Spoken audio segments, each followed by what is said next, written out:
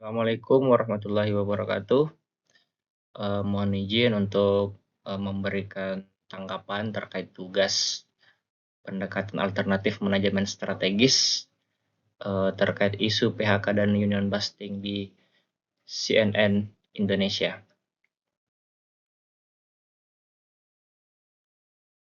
Terkait daftar isinya, eh, ada 6 poin, yaitu ada pendahuluan, kerangka strategi, implementasi, risiko dan mitigasi, kesimpulan, dan rekomendasi.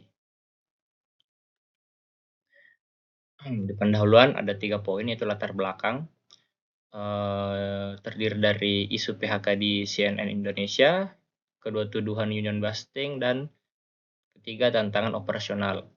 Di poin kedua ada dampak yang mempengaruhi kepercayaan publik, kedua citra perusahaan terancam, dan produktivitas terganggu. Sebenarnya di yang ketiga ada tujuan presentasi ini. Pertama, solusi berbasis strategi, pendekatan inovatif SDM. Ketiga, keberlanjutan operasional. Terkait kerangka strategi, ada 4 poin. Pertama, inovasi SDM, meliputi program pengembangan, alternatif penempatan, atau manajemen talenta. Yang kedua ada reskilling, meliputi pelatihan keterampilan yang baru, adaptasi teknologi, dan fleksibilitas peran. Selanjutnya ada upskilling, peningkatan kompetensi, pengembangan karir, produktivitas yang tinggi. Yang keempat ada kompensasi yang adil. Poinnya transparansi paket, keadilan internal, insentif kinerja. Selanjutnya keterlibatan stakeholder. Keterlibatan internal meliputi manajer lini sebagai komunikator.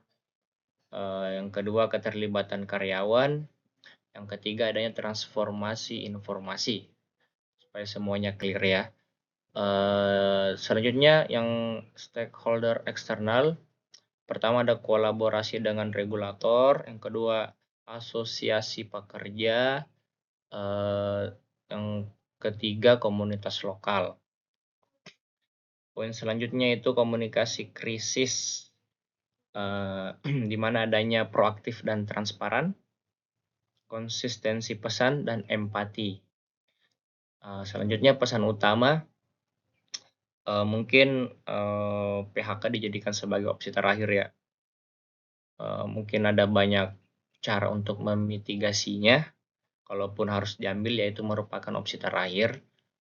Yang selanjutnya komitmen kesejahteraan, seperti di artikelnya, yang mempermasalahkan terkait kesejahteraan dan keputusan sepihak dari perusahaan. Ketiga, visi masa depan.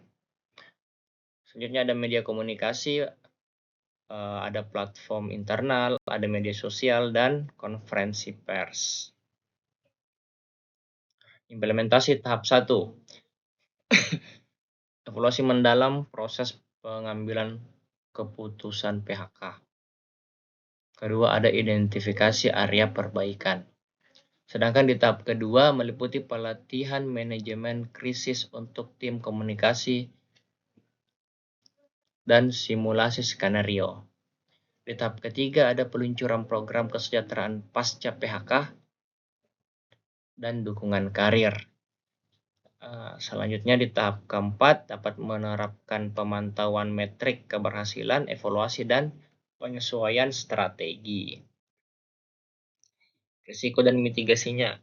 Ya, kalau terkait risiko, tentunya ada berdampak penurunan moral karyawan, timbulnya ketidakpercayaan publik, adanya gangguan operasional, citra perusahaan yang menurun, penurunan produktivitas.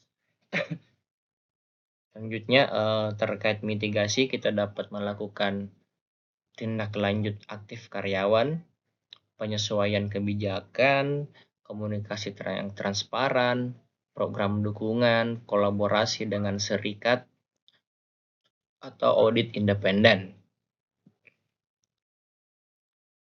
Sebagai kesimpulan, Pendekatan inovatif dalam manajemen strategi sangat penting untuk mengatasi isu PHK dan union busting di CNN Indonesia. Mungkin langkah yang pertama fokus pada pengembangan SDM dan kompensasi yang adil. Selanjutnya keterlibatan stakeholder yang aktif internal dan eksternal. Yang ketiga, komunikasi krisis yang proaktif dan transparan. Angka 4, implementasi bertahap dengan evaluasi berkelanjutan. Selanjutnya ada mitigasi risiko melalui tindakan responsif. Rekomendasi, prioritaskan keseimbangan antara efisiensi perusahaan dan kesejahteraan karyawan untuk keberlanjutan jangka panjang. Mungkin sekian yang dapat saya sampaikan, lebih dan kurangnya mohon dimaafkan. Assalamualaikum warahmatullahi wabarakatuh.